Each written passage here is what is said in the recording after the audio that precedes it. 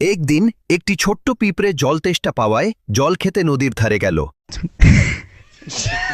জল পান করতে করতে তার পা পিছলে গেল এবং সে ভেসে যেতে লাগল। সে প্রায় ডুবেই যাচ্ছিল যে কাছের গাছে বসা পায়রাটি এইসব দেখছিল। পায়রাটির পিঁপড়েটির উপর দয়া হল, সে গাছ থেকে একটি পাতা ছিঁড়ে নদীতে ফেলে দিল। পিঁপড়েটি সেই পাতার উপর চড়ে বসল এবং নিরাপদে তীরে পৌঁছে গেল। সে পায়রাটিকে ধন্যবাদ জানালো। কিছুদিন পর একজন শিকারী জঙ্গলে এলো। সে সেই পায়রার উপর জাল ফেলার চেষ্টা করল।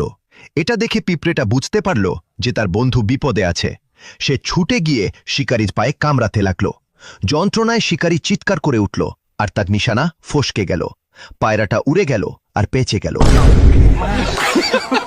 নীতি শিক্ষা: ভালো কাজ কখনো বৃথা যায় না। একটি ভালো কাজ সব সময় ফিরে আসে।